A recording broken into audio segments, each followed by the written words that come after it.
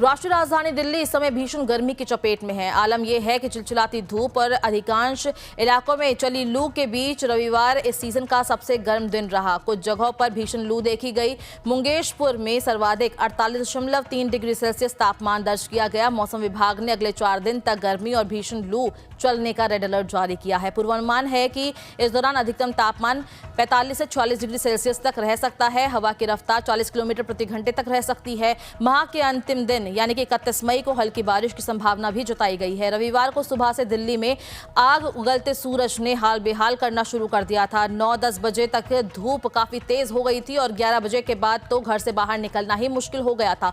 हवा की गति भी 20 किलोमीटर प्रति घंटे की रफ्तार से चल रही थी। अधिकतम तापमान सामान्य से 5 डिग्री ज्यादा था और ये इस सीजन का सबसे अधिकतम तापमान दर्ज किया गया। इससे पहले 20 मई को अधिकतम तापमान 44.4 डिग्री सेल्सियस रिकॉर्ड किया गया था। रविवार को न्यूनतम तापमान सामान्य स्तर पर 27 डिग्री सेल्सियस रहा। हवा में नमी का स्तर 66 से 21% रहा। मुंगेशपुर और नजफगढ़ इलाके दिल्ली में सबसे ज्यादा गर्म रहे। इन दोनों ही जगहों पर अधिकतम तापमान 48 डिग्री से ज्यादा रिकॉर्ड किया गया। इसके अलावा नरेला का अधिकतम तापमान 47 डिग्री सेल्सियस रिकॉर्ड किया गया। ज्ञात हो कि साल 2022 में 15 मई के दिन मुंगेशपुर में अधिकतम तापमान 49.2 डिग्री सेल्सियस था और नजफगढ़ में 49.1 डिग्री सेल्सियस रिकॉर्ड किया गया था। इस भीषण गर्मी की वजह से स्काईमेट वेदर के मौसम विज्ञानी महेश पलवल बताते हैं कि दिशा में बदलाव के बाद अब दिल्ली में हवा पाकिस्तान और राजस्थान के थार मरुस्थल की ओर से आ रही है और ये हवा काफी हद तक सूखी और अपने साथ गर्मी लेकर आ रही है।